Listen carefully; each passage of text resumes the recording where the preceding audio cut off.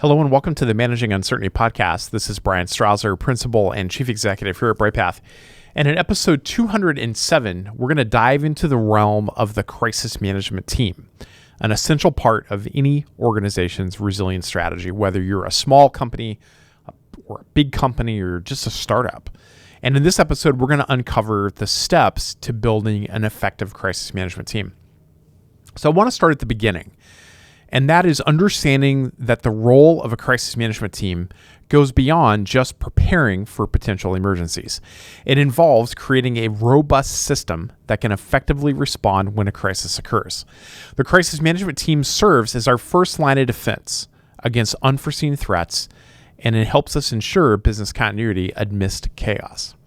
So what does it involve to be part of a crisis management team? Well, your CMT, these individuals have the challenging task of making critical decisions under pressure, sometimes intense pressure, and in very tight timelines. Not only does the crisis management team have to react to crises, but they also work tirelessly behind the scenes to identify potential risks before they escalate into large-scale disasters or reputational challenges for your organization. The core functions of a crisis management team extend far beyond mere damage control. They coordinate responses between different departments and stakeholders in your organization.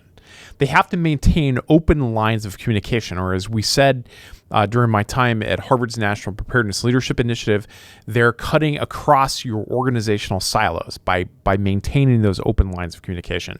And they're documenting meticulously as things move along. Crisis management team members' roles are diverse, and everybody brings a unique skill set, a unique set of experiences and expertise to the table. Let's talk about a little bit about the pivotal role of leadership here in crisis management as well. The leader of the crisis management team, the crisis leader, they're more than just a figurehead. They're more than just a chair of the CMT.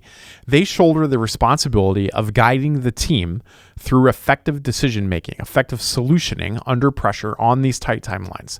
And they're often leading teams or sub-teams that are focused on specific work streams or perhaps geographies. A key attribute required here of your crisis management team members is adaptability. They need the ability to pivot their strategies based on the evolution of a situation. That ability to pivot, to make that shift as the situation changes, can make all the difference in the world between successful resolution and exacerbating the issues further. Differentiating responsibilities within your crisis management team ensures efficiency.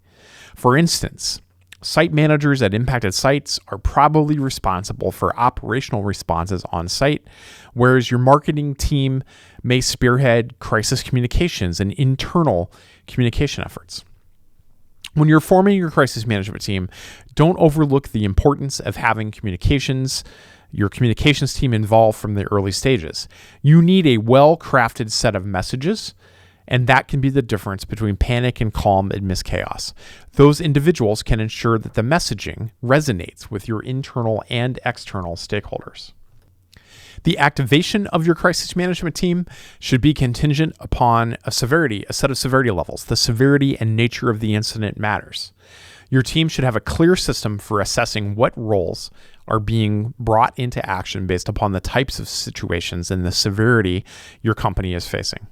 For large organizations, building effective sub-teams within the crisis management team is a great solution to managing crises across your diverse set of operations in multiple locations and geographies. These could be geographically separate teams. They could be operations or divisional focus teams, maybe at a country level, maybe on your functional alignment. It just depends on the unique requirements of your organization. In essence, understanding the role of your crisis management team is the first step towards building that program. It's not just about preparedness, but also the execution and coordination during an actual emergency. Building an effective crisis management team starts with solidifying your leadership structure and defining clear roles and responsibilities.